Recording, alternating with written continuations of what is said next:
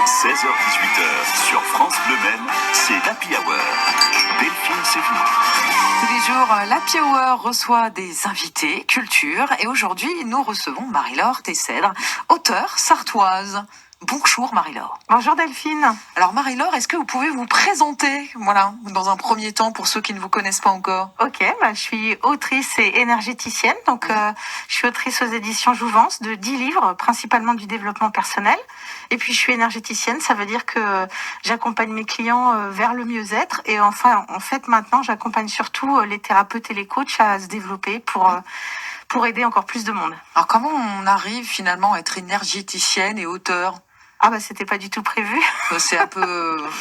Oui, c'est ça. Non, j'ai commencé par un parcours tout à fait classique. J'ai fait une école de commerce avec un diplôme en marketing stratégie. Ah oui. J'ai travaillé dans des entreprises classiques en tant que responsable marketing et com à l'étranger. Et puis en fait, c'est une rencontre, je crois. C'est toujours les rencontres, n'est-ce pas, qui nous font évoluer.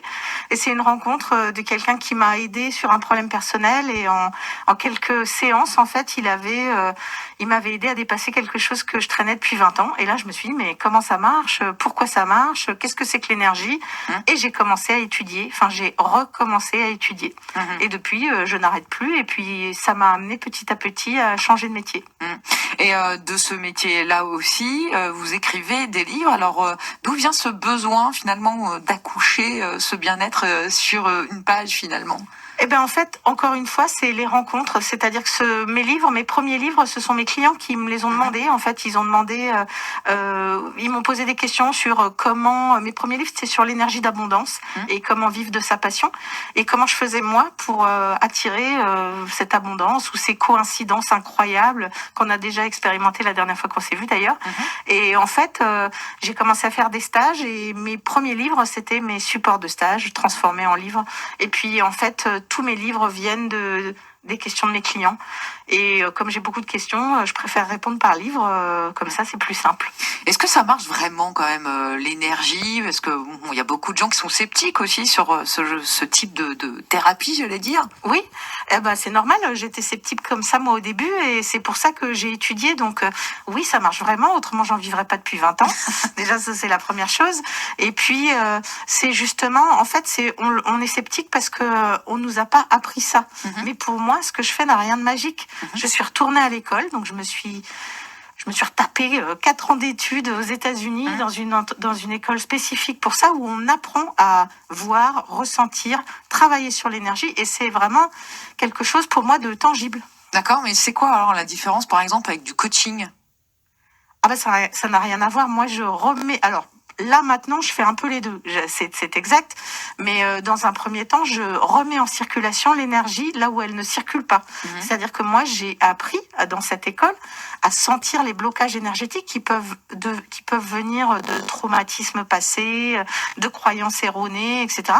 Et en fait, je remets en circulation l'énergie là où elle ne circule plus. Et donc, ça permet de retrouver un mieux-être, même une meilleure forme physique, plein de choses comme ça. Voilà, et donc ça est né, vous le disiez, 10 livres, alors surtout 9 en tout cas, très axés sur l'énergie, on va dire le bien-être, l'ancrage et tout ce qui va. Et puis un tout nouveau livre qui est sorti cet été, qui est plus un roman, même si on reste dans le bien-être. Ce que je vous propose, Marie-Laure, c'est qu'après une petite pause, on en parle ensemble. À tout de suite. À tout de suite. De la Sarthe au bout du monde, restez connectés à France Bleu Maine. France Bleu Maine. 16h-18h sur France Bleu Maine, c'est l'Happy Hour. Delphine Sévenot. Notre invitée Happy Hour est énergéticienne et autrice. Elle s'appelle Marie-Laure Tessèdre et elle est de retour avec nous. On va vous parler de votre parcours, Marie-Laure. Et voilà, 10 romans, 10 livres. Et là, 10e livre, c'est un roman. Voilà, c'est ça que je voulais dire. Ça s'appelle Sur le chemin du cœur. Donc, on va être très transparent. Moi, je l'ai lu puisque vous me l'avez communiqué avant. Et on n'en reste pas indemne. Bon, en tout cas, moi, je vous l'ai dit hors antenne. Alors, ça raconte quoi sur le chemin du cœur? Alors en fait, sur le chemin du cœur, c'est aussi un livre de développement personnel, mais sous forme de roman, parce que je trouvais qu'on pouvait toucher vraiment plus de monde. Et c'est l'histoire de Claire, qui est thérapeute. Donc déjà, on se doute qu'il y a quand même un gros côté autobiographique, qui découvre un secret de famille. Et en fait, elle essaye d'éviter de travailler sur ce qu'elle vient de découvrir. Et puis finalement, la vie la met en face d'un homme qui, dans le parcours, clash complètement avec le secret de famille qu'elle vient de découvrir. Et donc, c'est son travail personnel et celui de cet homme pour réussir à accepter l'autre tel qu'il est. Donc, effectivement, ça parle de violence sexuelle, ça parle d'abus, mais pas que sexuel. Et comment on peut pardonner ou pas à un agresseur. Ouais. Donc un thème assez fort et un peu quand même aussi à contre-courant de ce qu'on peut entendre en ce moment avec les mouvements MeToo, les mouvements féministes, enfin en tout cas. Donc c'est pas un livre évidemment contre les violences faites aux femmes, loin de là. Pas du tout. Mais en même temps, ça peut peut-être choquer, bouleverser. En fait, ce qui était intéressant, moi, dans ce parcours, ce qui m'a vraiment intéressé, c'est que cet homme que j'ai rencontré s'est présenté d'abord comme agresseur, et en fait, il m'a fallu vraiment apprendre à le connaître pour découvrir qu'il a surtout été victime, et donc arriver à le voir comme victime. Et donc, ce livre parle aussi des violences faites aux hommes, et je trouve que effectivement, ce n'est pas ce qu'on entend habituellement, mais on est quand même drôlement dans la mouvance égalité homme-femme. Donc ça libère la parole, et je pense que là c'est vraiment le thème dans ce moment, la libération de parole sur les violences sexuelles. On a ça tous les jours.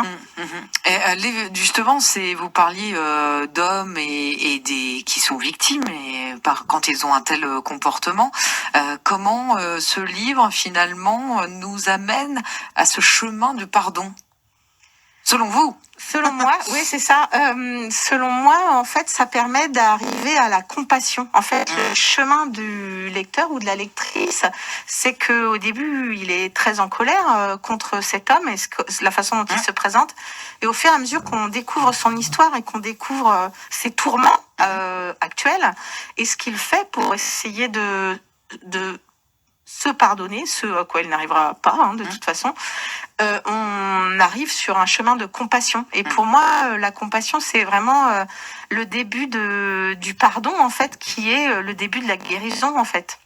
Donc voilà, je pense que, je lisais encore là, 20% des personnes qui déclarent avoir été victimes d'inceste. Enfin, c'est tellement des thèmes tellement d'actualité, malheureusement. Je me dis que si tous ce ressentiment qu'on a à l'intérieur pouvait se transformer en début de compassion, alors on aurait moins de colère à l'intérieur, et donc on pourrait avancer plus facilement sur le chemin de la vie, quoi. Et sur le chemin du cœur, forcément. Et sur le chemin du cœur, exactement. Merci Marie-Laure Tessèdre d'avoir été avec nous et de vous être racontée ici à France Bleu Maine. Et puis merci, puisque je crois que vous allez offrir à un auditeur ce livre. Oui, avec plaisir. Voilà, merci. À bientôt Marie-Laure. Au revoir Delphine, merci.